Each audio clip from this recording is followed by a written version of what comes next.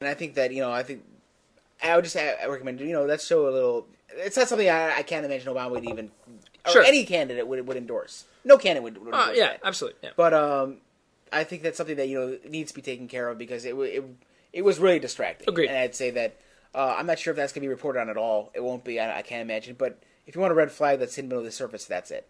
And so, in terms of Obama's speech, yes, what do you think?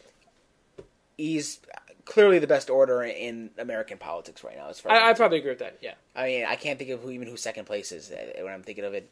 You have to judge it by completely different criteria. Sure. And this is, everyone basically admits that the people that don't like it or don't like, what positions he stands for. It's not even, what he's saying most of the time. Even if you don't like, unity, if you like partisanship, everyone's basically inspired by or loves the way he speaks. He's very effective. I can't say enough about it. His problems is that if he's going to make a gaffe, he's not going to make it in a speech like this. Agreed. He's going to make a gaffe in either debate or on, a Meet the Press type or some kind of response to a question from an audience. Something that is a little more specific, more substantive. Yeah. Go ahead. Sorry. Normally his substantive answers allow a lot of room for, this is what I think, but, we'll allow some little wiggle room because we need to find the best solution possible. Yeah.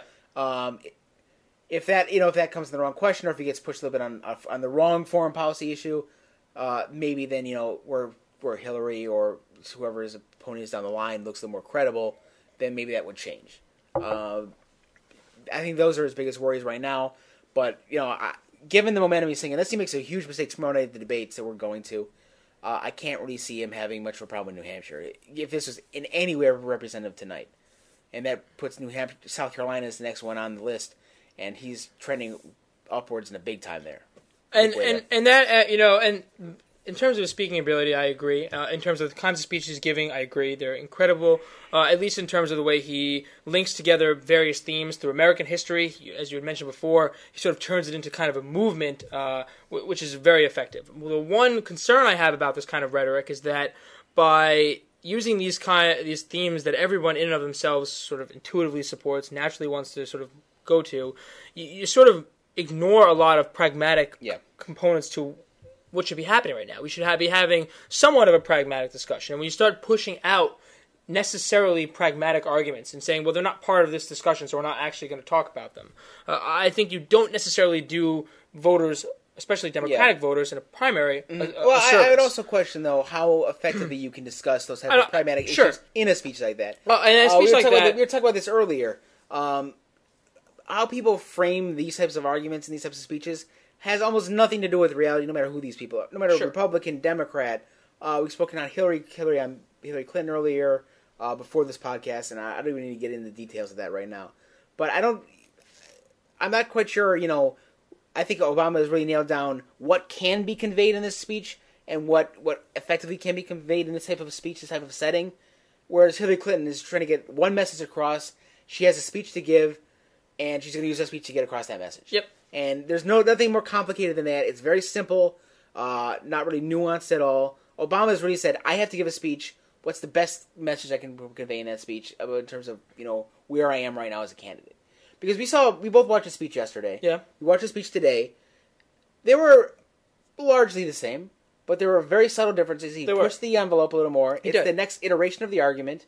And if he wins New Hampshire, he'll probably have a slightly different speech, but basically coming from the same ilk. And it rewards people who pay close attention. It rewards people who are just watching for the first time. It seemed really fresh, even though, again, it did seem very fresh. Yeah, it did. It doesn't sound, like we were listening to Clinton and Kucinich's and Richardson's stump speeches. They sounded like stump speeches. They did. It sounded like, and we heard the congressman talking, it just sounded like they have 5 things they want to yell about. And, God bless them, that's what they did. So I think that's what Obama is blessed at, and he's very effective at doing that. He is. And I think that's what, he has a lot of disadvantages as a candidate that might be maybe portrayed as experience. He's never really been pressed in an election, although no one, aside of those people remaining in this election, I'm not sure anyone really has. Edwards, maybe last time. Clinton never has been pressed in an election, and Obama certainly hasn't. Mm-hmm. So I think that's really what where the race is right now.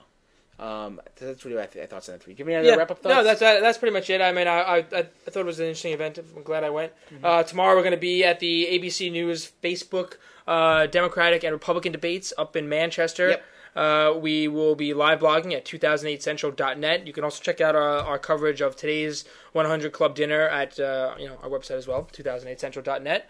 Other than that, that's about it. Check us out tomorrow. We're going to be there all day, pictures and all that fun stuff. Absolutely. Behind-the-scenes stuff. Maybe we'll make fun of some more CNN anchors like we did last time. Oh, yeah, we're just going to go around. Hopefully we'll have a video podcast of us just running around making fun of people. All right, but on that facetious note, we'll let you go and talk tomorrow. Thanks, everyone. Good night.